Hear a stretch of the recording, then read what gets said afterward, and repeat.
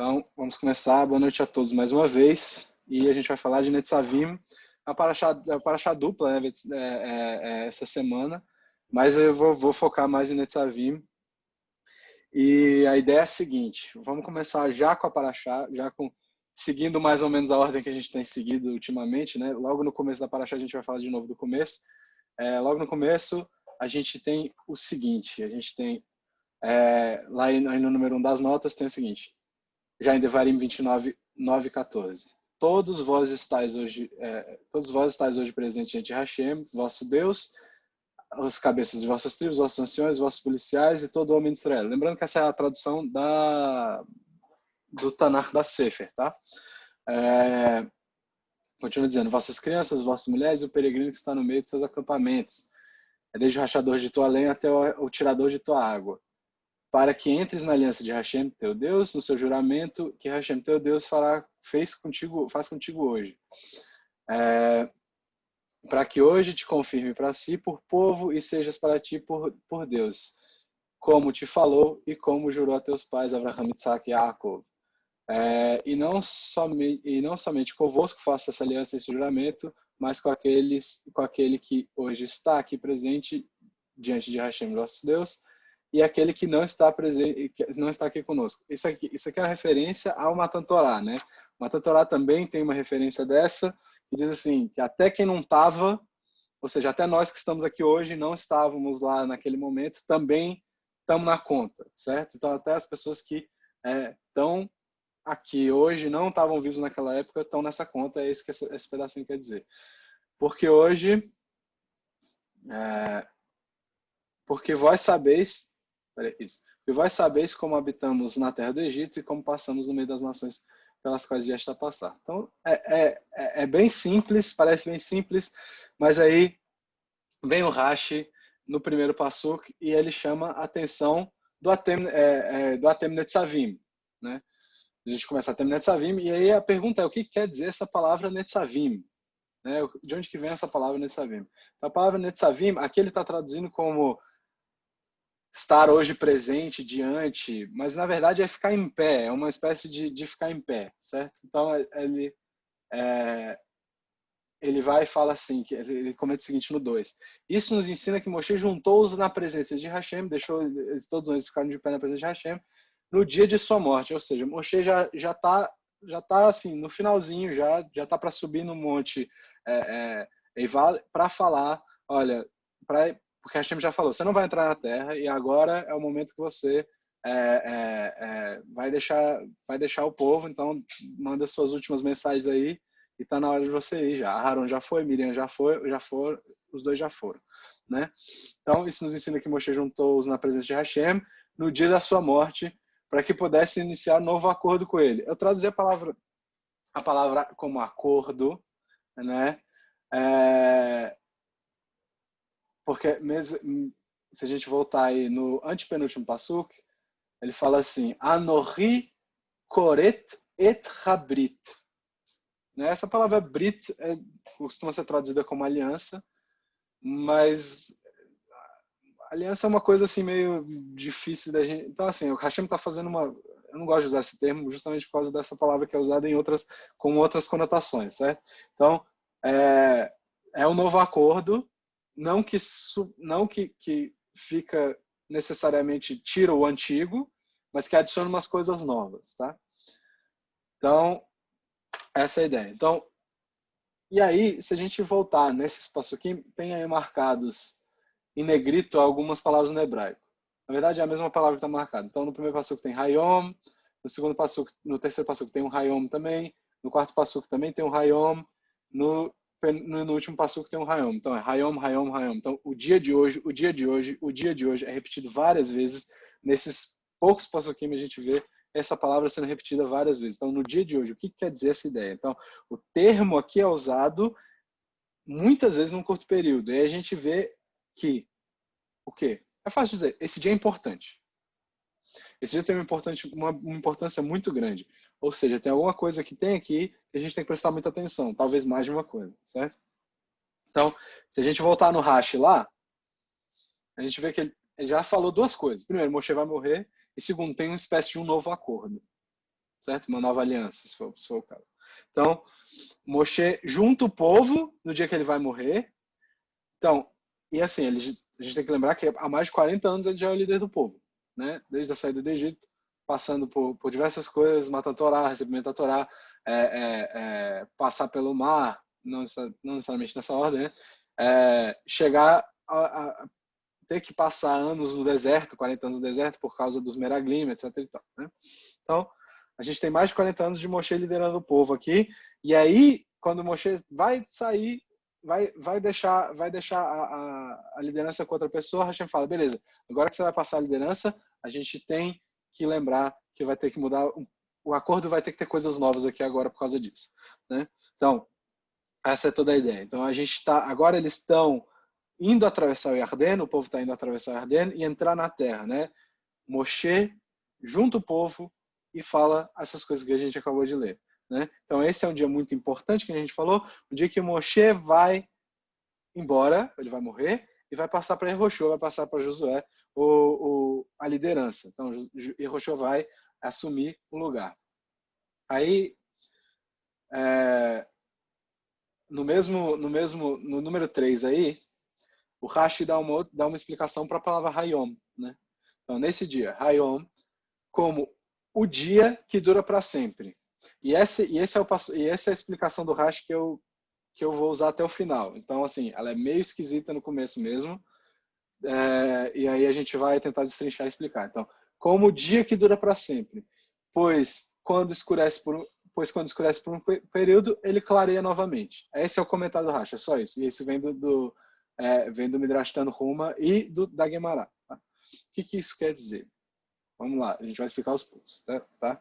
Então, tem outro detalhe aí, uma outra explicação para a Temnet Savim, que é o que a gente falou. O povo agora está passando de uma liderança para outra, de Moshe para Yehoshua. Moshe fez com que ficasse de pé, para que ele pudesse instruí-los. E aí, eu traduzi assim de propósito, porque no hebraico deixa uma coisa dúbia aí. A palavra que o Rashi usa aí é matseivá. A palavra matseivá quer dizer monumento. Tá? A questão é a seguinte, quem que está ficando de pé? A gente tem duas opções aqui. A primeira é o povo em si, fez com que o povo ficasse de pé, ou ele ergueu um monumento. Tá? Então essas são as duas opções. O Shem Shmuel, que é um grande comentarista, ele diz o seguinte, que quando ele fala, é no 9, né? No 12, quer dizer. Quando ele usa esse termo Asa Otam Matseva, né?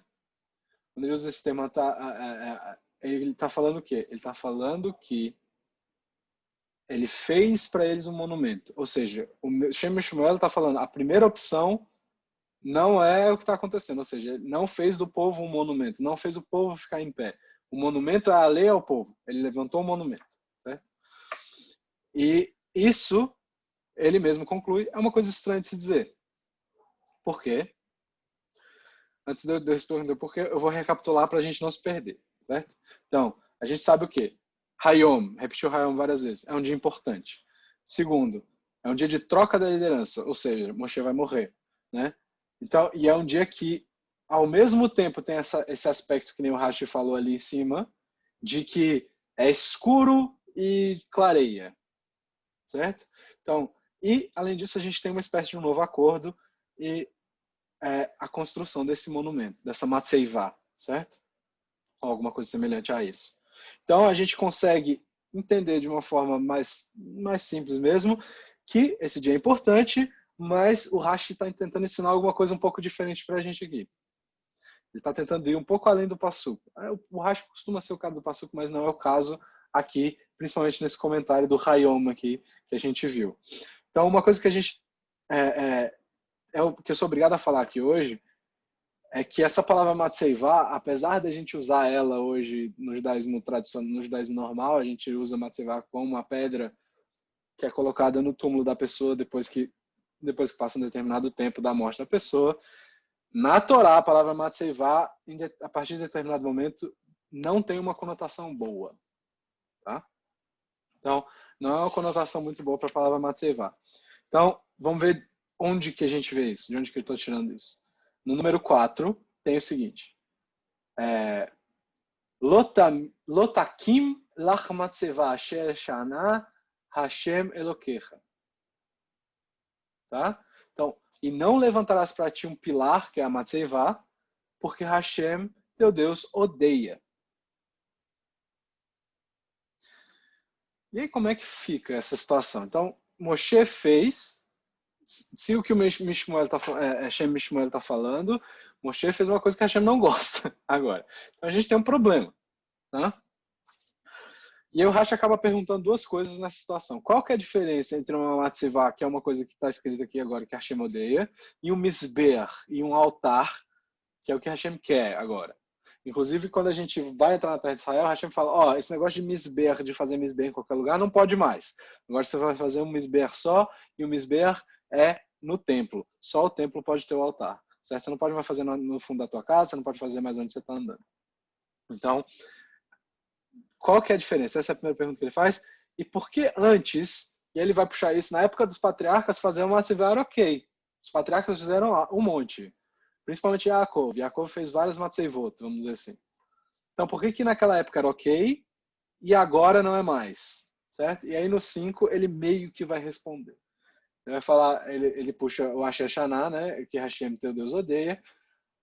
Um altar de pedras e um altar de terra ele comandou fazer. Isso é a matzevá. Misber, desculpa. Ele tá vendo? Já estou me confundindo.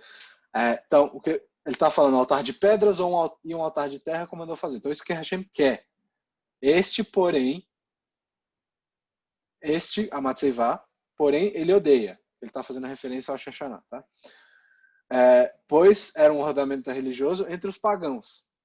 Mas antes era agradável para ele nos dias dos nossos patriarcas. E agora ele odeia por causa da idolatria associada. Então tá. Então o que aconteceu foi o seguinte. O que está dizendo é o seguinte. Não pode mais fazer matzevá, porque apesar de antes ser ok, na época dos patriarcas, os pagãos pegaram a história e falaram assim, não, a gente vai usar isso aqui para os nossos meios, e Hashem está falando, ok, já que está sendo usado para idolatria, não quero mais. Né? Então tá bom. Então, mas ainda assim, qual que é a grande diferença entre essas duas coisas? E por que isso já foi amado e não é mais? Então, tá, ok. Por que eu faço essa pergunta? Por que o Rashi já explicou por que não pode mais fazer e ainda assim eu estou perguntando? Porque assim, Tosafot vai explicar o seguinte, e é uma explicação técnica, tá, pessoal? Uma explicação técnica que surgiu como uma prática própria dos avós, a matzevá, surgiu como uma técnica própria, uma prática própria, ou seja, uma prática boa, mas depois foi adotado por outros povos como forma de avodazará. Foi a mesma coisa que a gente falou. Só que Tosafot vai começar a fazer perguntas, mas qual que é o limite disso? E se os pagãos começarem a comer matzá, como é que a gente vai fazer? Vai parar de comer matzá em Pesach? Então, tem que ter um limite aí. Eu não vou discutir o limite hoje, mas é uma coisa para se pensar. Eu não vou discutir essa questão do limite. A gente tem vários exemplos dessas imitações que não gerariam a mesma situação. Mas a gente teve uma alternativa. A Hashem já deu uma. Então tá. Então voltando à ideia. A matzevá e o misber têm essa situação de serem diferentes, certo? E aí a gente está tentando ver qual que é a diferença entre esses dois, de fato, né? Então a gente falou que tem um limite. Qual que é o limite? Existe um limite até onde a gente pode falar, tem gente imitando a gente, então agora a gente não pode mais fazer, a gente vai fazer de uma forma diferente. Mas esse que é o ponto. A gente tem uma forma diferente de cumprir o que Hashem pediu, mas agora, mas em situações que a gente não tem como fazer isso, a gente não pode, a gente não teria muito como passar esse limite. É mais ou menos essa ideia. Então a gente vai focar um pouco nesse exemplo e por que o Misber é aceitável hoje e a Matzevá teoricamente não é, certo? Então, qual que é a diferença de fato? Vamos lá, diferença técnica. Eu vou te falar, se fosse para apontar um ou outro, como é que eu usaria, o que eu diria que é um Misber e o que é uma Matzevá? Vamos lá. O Misber, o altar, ele é feito de várias pedras, tá? O Mizbeach é feito de várias pedras. A Matzevah é feita de uma pedra só, certo? Então essa é a ideia inicial. Então, os patriarcas faziam Matzevot, então eles tinham. E por que isso era aceitável? Por que levantar uma pedra só era aceitável no caso dos patriarcas? Então vamos lá. A ideia é a seguinte: eles eram como se fosse o único representante dessa ideia da ideia do judaísmo, vamos dizer assim. Óbvio, a gente estava falando. Tá travando? Alô? Tá funcionando, tá bem. Ok. Então, Ouvindo bem, Matias. os únicos representantes, vamos dizer assim, da ideia do judaísmo, a ideia que a gente segue no judaísmo, os únicos representantes dessa ideia hoje seriam os patriarcas, certo? Nessa situação de botar o Mizbeach, não hoje, né? Nessa situação da Matzevah.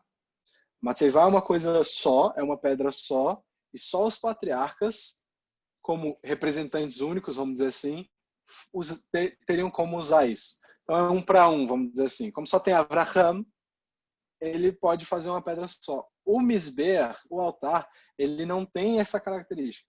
Como ele é formado por várias pedras ou por terra, são várias coisas, ele representa o povo como um todo. Então, hoje em dia, a gente é o povo como um todo. Então, não poderia se montar a Matzevah no lugar do Mizbeach, porque o Matzevah já não representa o povo mais como um todo, porque o povo é mais de uma pessoa.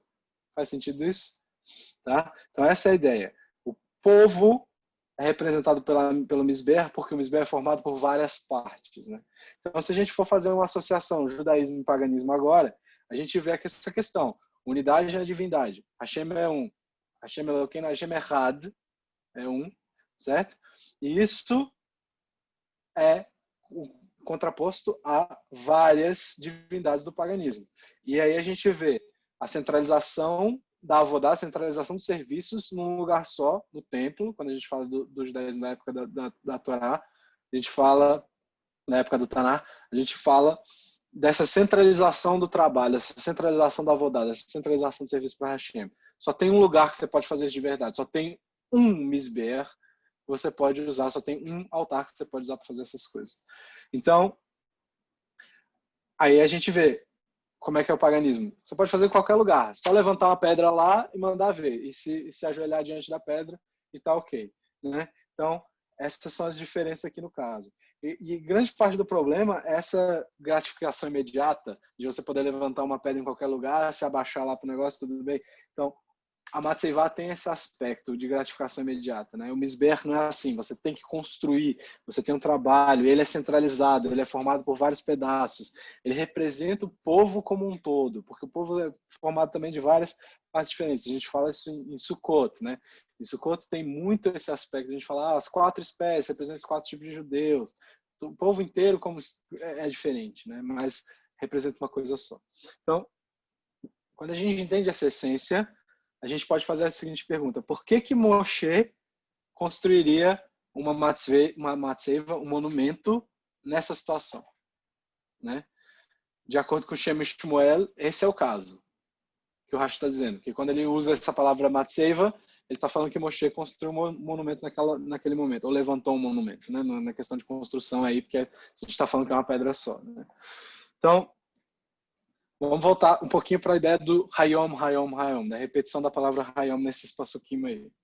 Então, ele juntou o povo e o que ele vai fazer? Ele vai passar a tocha da liderança e ele vai morrer agora. Então, isso aparentemente exige um acordo novo, que nem a gente leu também, certo? Porque vários outros líderes já passaram por aqui, por Israel, e isso não precisou acontecer ainda. Por que aqui está mudando? A gente já teve outras lideranças que não estão mais aí. Por que agora vai mudar o acordo? Por que agora vai mudar a tal da aliança? Certo? Então, outra pergunta. Quando que uma geração acaba? Você fala, uma geração dura, sei lá, 25 anos, 40 anos, né? Que é a maioria dos comentários. A geração dura 40 anos. Quando a geração que fez o bezerro de ouro e chorou com os meraglim, chorou com os espias, se foi, o povo pode seguir em frente. Mas aí o Rabbi Arikan, ele tem uma opinião que é muito interessante. Ele diz o seguinte: do ponto de vista espiritual, uma geração acaba quando seus líderes se vão. Ou seja, quando os líderes da geração morrem, acaba a geração. A gente pode falar isso do Rabbi Ovadia Yosef, do Rabbi Moshe Feinstein. Essas pessoas, quando se vão, hoje, por exemplo, no exemplo de hoje, acaba a geração com eles, certo? Então, aqui é o caso de Moshe. Moshe é a grande liderança, então está acabando a geração do deserto, vamos dizer assim, com Moshe. Por mais que ainda tenha alguns vivos, a geração está acabando. E Yehoshua representa essa nova geração, certo? Yehoshua representa essa geração nova, mesmo sendo da geração antiga. Kalev Ben Yefuné também, né? Então, a geração que andou com Moshe no deserto acaba com Moshe quando Moshe se vai. Então, tem outro detalhe também. A gente costuma usar os termos Rav, Rabi, a gente usa esses termos muito, né? A gente fala Rabi Akiva, Rav Ovadia Yosef, esses termos. Mas, quer dizer, para os mestres, né? Mas o termo Rabbeinu só é usado para Moshe. O termo nosso mestre só é usado para Moshe, né? Porque no final das contas ele é meio que o mestre definitivo, vamos dizer assim. Ele é o cara que não vai ter igual, né?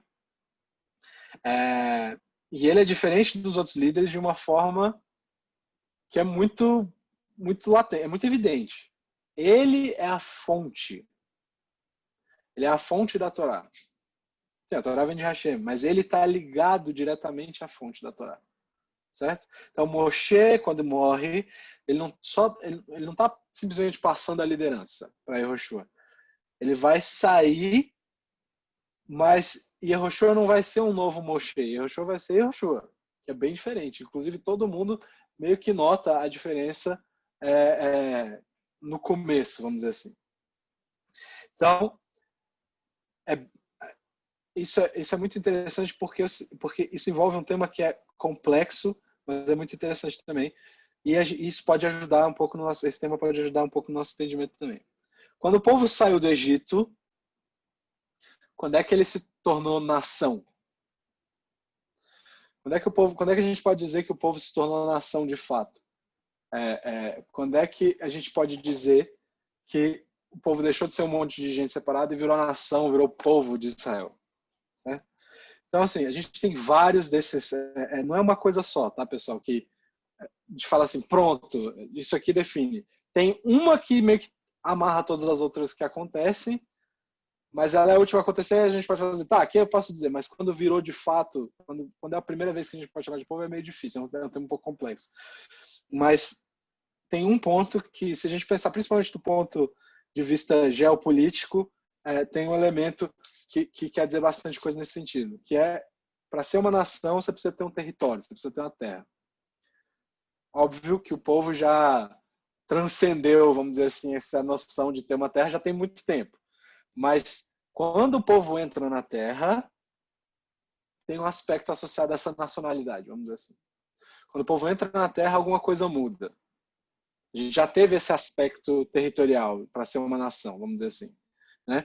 Então, a nacionalidade também está conectada à terra nesse caso. Então, a gente tem uma ideia muito importante dentro do judaísmo, que é Kol Israel Arevim Ze Bazé. O que isso quer dizer? Botei na Gemara aí, número 6, eu acho. Isso. Número 6, Gemara em Shavuot, 39a. Um pela iniquidade do outro, o que nos ensina que todo o povo é considerado responsável um pelo outro. Aparentemente, qualquer transgressão torna o mundo inteiro passível de punição. Isso que a Gemara está falando é bem importante e complexo.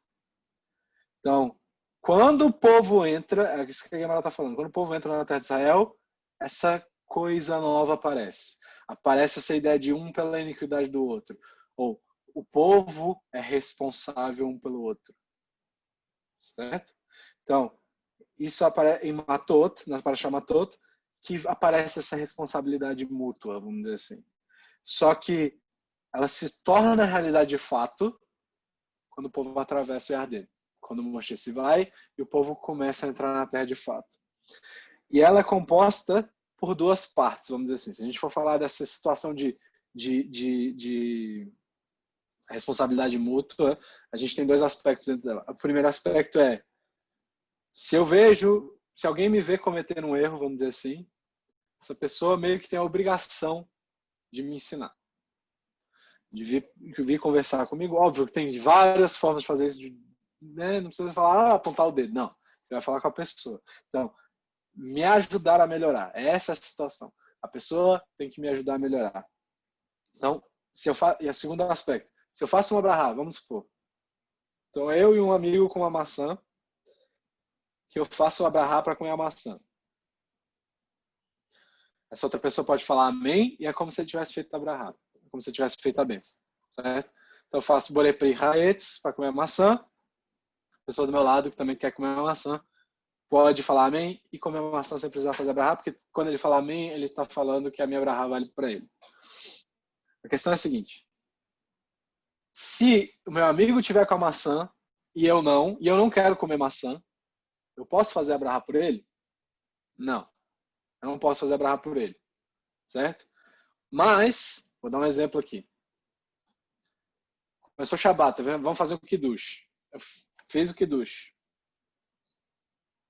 Chegou alguém que não fez o Kiddush ainda. Eu posso fazer o Kiddush de novo por essa pessoa? Posso. Por quê? Porque o Kiddush é uma mitzvah. Quando a gente fala de uma mitzvah, na Halahá, a questão é a seguinte. Eu posso repetir uma brachá, uma bênção, para uma Halahá que para uma mitzvah que uma pessoa não fez ainda. Mesmo que eu já tenha feito. Por quê? Porque, por causa desse aspecto. Kol Israel Arevim Zebazé. Por causa dessa ideia de que eu, de alguma forma, não sou responsável pela mitzvah do outro. É como se chegasse, eu fiz meu Kiddush. Se chegou uma pessoa que não fez Kiddush, é como se estivesse faltando alguma coisa para terminar meu Kiddush. Essa é a ideia, tá? Então, por isso é possível você repetir. E você pode repetir várias vezes. Chegou outra pessoa que não fez, você pode fazer de novo. Chegou uma quinta, sexta, sétima, você pode repetir 5, 6, 7, 8, 9, 10 vezes, tá? Então, se alguém que está próximo não fez o Kiddush, segundo o Ran e o Ritva, existe essa ideia de que você não fez o Kiddush 100%, tá? Tá faltando alguma coisa na tua mitzvah se alguém próximo não fez. Então, esse aspecto, ele só aparece, essa ideia só aparece quando eles atravessam o Yarden. É isso que a gente está discutindo. Então, quando eles atravessam o Jordão, que esse aspecto aparece pela primeira vez. Então, enquanto Moshe está vivo, a gente tem uma questão. Qual que é essa questão? Ele, Moshe, representa a Torá. Ele é um indivíduo que representa a Torá. E aí, quando a gente fala de rabino, a gente falou de rabino agora há pouco, tem uma coisa que rabino adora, é marloket, né? É discussão, é discutir um tópico. Mas pensa assim, se tem dois rabinos que têm opiniões diferentes, e aparece Moshe no meio dos dois, eles têm como discutir com Moshe? Se ele tem contato direto com a fonte? Não, não faz sentido. Moshe vai falar, halahá é tal, a lei é tal, e pronto. Não tem discussão, certo? Se você começar a discutir muito com Moshe, você pode acabar virando Korah. Essa que é a questão, né? Pode acabar tendo um pouco mais de problema. E assim, a gente tem que lembrar que Moshe tem esse aspecto de Ish Anav Meod, certo? Então ele é um homem muito humilde, ele não é só humilde, ele é muito humilde, e ele sabe muito bem o lugar dele. Quando ele está discutindo essas questões de Torá, ele não fala nem para ganho próprio, ou simplesmente só para estar certo. Ele não vai discutir simplesmente para dizer que ele está certo ou coisa parecida. Ele tem a informação. Ele vai te passar. Certo? Então, ele é o agente da Torá. Ele é o cara que transmite a Torá. Certo? Diretamente de Hashem. Então, ele superava qualquer dúvida. Essa é a questão. Não tinha uma dúvida quando Moshe estava do lado. Então, se você tivesse alguma dúvida, era só perguntar para ele. Óbvio que depois a gente viu tudo que isso gerou. Não, calma lá, tem outras pessoas que podem resolver essa dúvida porque o Moshe já ensinou a eles. Então, se as dúvidas permanecerem, que aí você vai para o Moshe. Então, o Rav Ovadia Yosef, por exemplo, se o Rav Ovadia Yosef fosse meu vizinho, sei lá, e alguém me fizesse uma pergunta de Alahá, eu ia falar, não tem condições. O Rav Ovadia mora bem aqui. Aí eu ia perguntar para ele. Não tem condições. Agora, se não tem ninguém, só tem eu, se, como, né, aquela velha, não tem tu, vai tu mesmo, né? Então, se Moshe fosse seu vizinho, é pior ainda. Aí você não pode nem é só apontar para onde é que é, sei lá, e é isso, né? Então, ele era o responsável. Quando Moshe estava por perto, ele era esse responsável. Então, vamos para o número 7 aí. Tem um passuque em Bamidbar. Que é muito, que basicamente prova que ele era esse responsável, que ele tinha essa responsabilidade. Porventura fui eu que concebi esse povo? Ele pergunta. Fui eu que dei a luz para que me digas, leva no teu seio, assim como o criado leva a criança que mama, para a terra que juraste dar aos teus pais. Ele está perguntando, mas eu não sou pai deles. Por que é que eu que tenho todas as responsabilidades? E o Rashi vai e fala, ó, a resposta está aqui, vai e lidere o povo, está escrito. E ainda está escrito, e Hashem falou a Moshe Haron, e lhes deu comando sobre os filhos de Israel, dizendo, tome conta deles mesmo correndo risco. Ou seja, mesmo que você esteja arriscando tudo que você tem, ele é responsável, o povo inteiro é responsabilidade de vocês dois, no caso de Moshe, né? Agora que a Haron não está mais. Então, quando a gente fala da Az Yashir, da canção do mar, como é que começa? Az Yashir Moshe, Uvene Israel. Ou seja, a gente fala primeiro de Moshe e depois Moshe e Israel, certo? Então, Moshe é o responsável, e aí o que está acontecendo aqui, quando a gente muda a ideia, é que ninguém mais vai ter essa responsabilidade de Moshe. Só Moshe que tem essa responsabilidade. Ninguém vai ter esse tipo de liderança a não ser Moshe, certo? Porque Moshe ele está nessa situação diferente de ser o representante direto da Torá. Tá? No último dia de Moshe, a gente vê esse novo acordo, né? O tipo de relacionamento de responsabilidade mútua aparece agora, quando o povo passa. Ou seja, a gente tem uma matzevá, o que é? Moshe levanta uma matzevá e fala, aqui acabou. Certo? A matzevá representa o individual, que a gente falou no começo. É um indivíduo, a relação de um indivíduo, a responsabilidade de um indivíduo. E a gente não pode usá-la no futuro, porque a responsabilidade não é mais de um indivíduo, é do povo inteiro. Moshe, quando vai embora, fala, agora a relação vai mudar. Não sou mais eu responsável, vocês todos são responsáveis. Tá? Então, enquanto Moshe está vivo, ele tem esse aspecto de responsabilidade. O aspecto de responsabilidade mútua que a gente está falando, ele é fraco, ele não existe muito bem, certo? Porque a posição que Moshe ocupa suprime, vamos dizer assim, a responsabilidade mútua. Grande responsabilidade, a maioria da responsabilidade fica com Moshe, fica com a posição de Moshe. Então a gente tem essa repetição da palavra Hayom, Hayom, Hayom, e isso é muito significativo, porque ele é composto por uma série de coisas. A primeira, o grande líder vai morrer e Yehoshua vai tomar posição, certo? 2, a gente vai atravessar o Arden para herdar a terra prometida por Hashem, lá atrás, lá no começo. A terceira coisa, esse é o dia que Moshe vai erguer a Matzevá pela última vez. Ele vai falar, agora a responsabilidade deixa de ser do indivíduo e vira de todo mundo. A gente está transformando isso em outra coisa. Agora não é mais Matzevá, é Mizbeach agora. Não é mais o monumento, é o altar agora. Certo? E aí, a gente pode voltar para aquele racha lá do começo, do 2. Aliás, no 2 não. Do 3. Como no dia que dura para sempre, pois quando escurece por um período, ele clareia novamente. O que isso quer dizer? Vamos lá. Rashi está falando uma coisa aqui que é muito interessante. Se a gente for para o Passuco, quer ver cadê o Passuco aqui? Passuco no 8, Bamidbar, Passuco no 8, Bamidbar 27. A gente já falou disso aqui várias vezes esse ano, mas eu vou falar de novo. E Hashem falou no 8.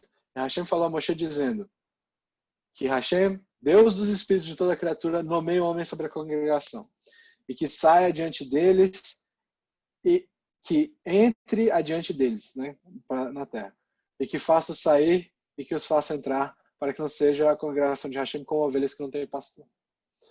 E Hashem disse a Moshe, toma para ti Yehoshua bin Nun, homem no qual há esse espírito, e porás tua mão sobre ele. E não... e é isso.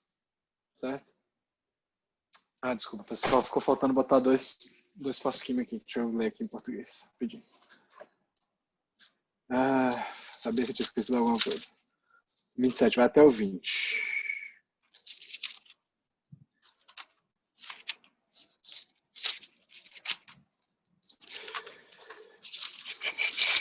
Esqueci de botar a tradução dos últimos aí.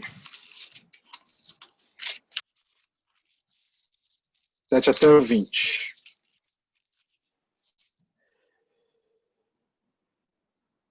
Etan disse a Moshe, toma Yehoshua bin Nun,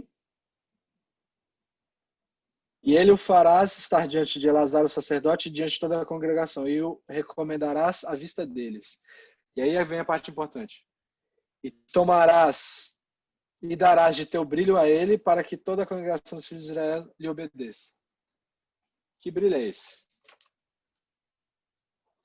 E aí tem uma tradução que é muito bonita, que é majestade, dará sua majestade, que é a tradução que o Rashi faz. O Rashi explica o seguinte, no 9. No 9? Isso, no 9. E não toda a tua majestade, só uma parte. Portanto, aprendemos com isso que o rosto de Moshe brilhava como o sol. Lembra quando ele desce do Monte Sinai? Ele está com o rosto brilhante, que ele tem que cobrir. Brilhava como o sol. E o rosto de Yehoshua bin Nun brilhava como a lua. Está na Guimarães, está no Bava Batra 75a. Então, quando Rashi fala de escuridão e de luz, ao mesmo tempo, agora com essa Guimarães a gente vê que mesmo sendo o grande líder, Yehoshua não é Moshe. Certo? Então a gente tira daqui a seguinte questão. Cada geração, e aí eu não estou sendo político aqui, tá, pessoal? Se vocês quiserem levar político, problema de vocês, mas eu não estou sendo político aqui. Cada geração tem a liderança que merece. Moshe não pode entrar porque a geração que sobrou não merecia Moshe. Tá? Então essa geração não merecia mais Moshe. Moshe é como o sol porque ele é uma fonte de Torá. E Yehoshua é como a lua, porque ele é o reflexo dessa fonte. Como é que a gente vê a luz da lua? É o reflexo da luz do sol. Tá? Então, não é só porque Moshe se foi que acabou a Torá. Não, a Torá continua, mas não é do mesmo jeito que era antes. Assim, ela continua sendo a mesma Torá, mas ela não tem mais esse agente tão poderoso aqui. Tá? Então, vamos recapitular de novo. A gente está falando Hayom, Hayom, Hayom. O dia de hoje é um dia importante. Por quê? Moshe vai morrer. Moshe já está nos últimos minutos. Segundo, a gente tem toda essa questão de mudança de liderança. Moshe está passando para frente, para Yehoshua. Terceiro, ele está levantando o último ponto individual. Ele está falando, aqui acaba a responsabilidade individual e começa a responsabilidade coletiva. A responsabilidade mútua. Todos vocês têm responsabilidade com todo mundo. Terceira coisa, aqui a gente vê uma mudança na relação das pessoas daquela geração com a Torá. A geração, que nem a gente falou, a geração espiritual acabou com Moshe. Então, ao invés de a gente ter informação direta da fonte, a gente tem o reflexo dessa fonte. A gente tem o que Moshe ensinou para continuar. Então,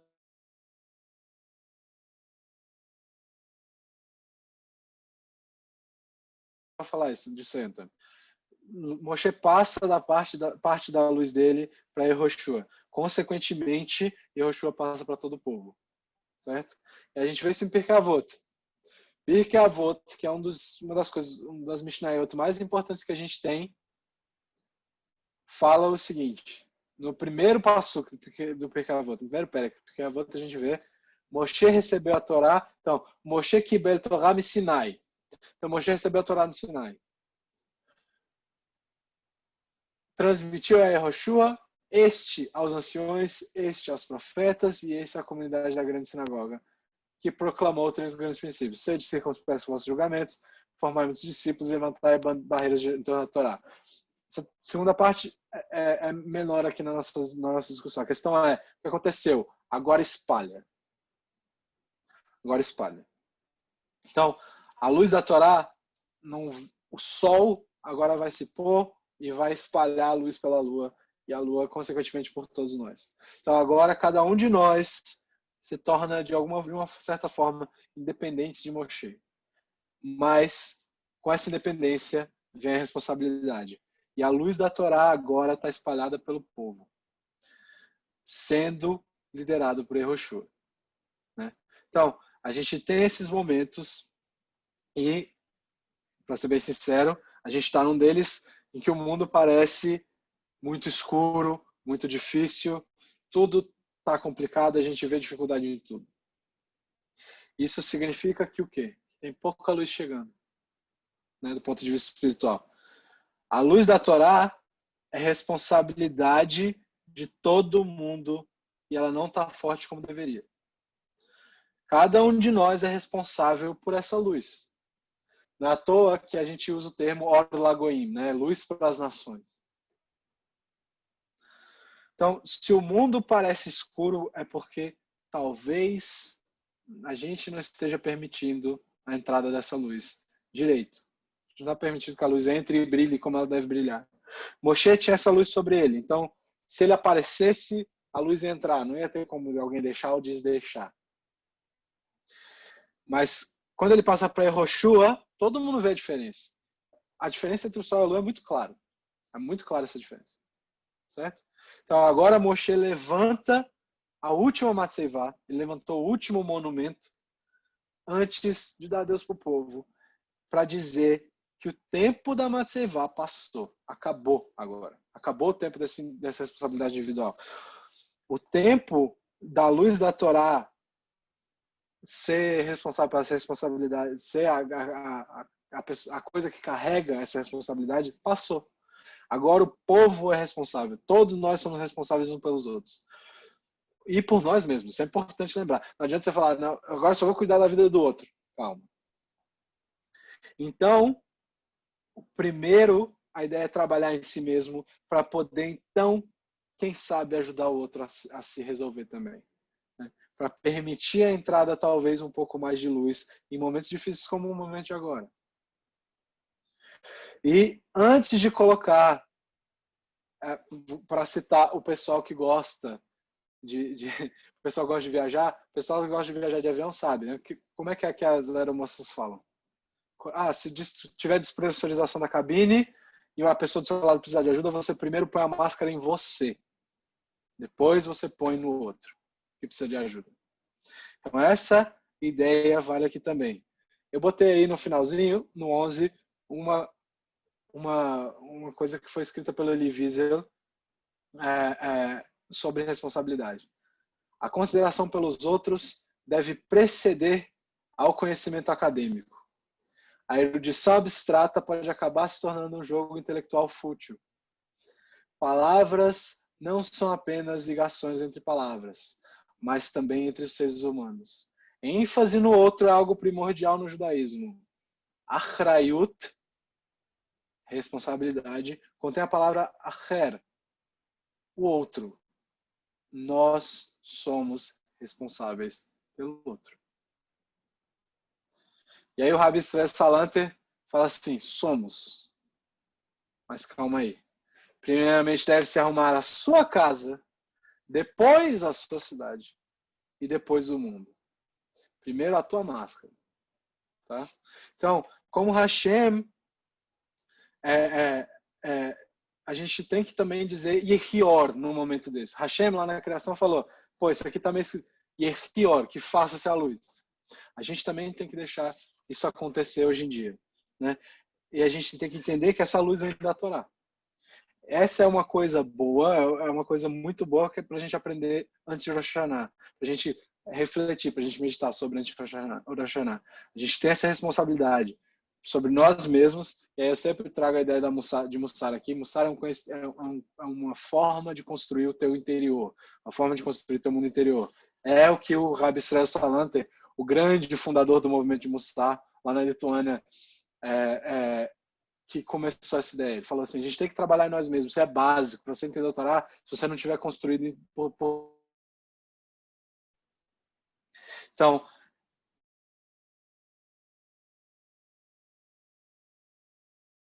de responsabilidade. Pessoal, é isso que eu queria falar hoje. Muito obrigado pela paciência. Desculpa aí o problema. Espero que dê tudo certo aí. Eu vou finalizar aqui e a gente conversa.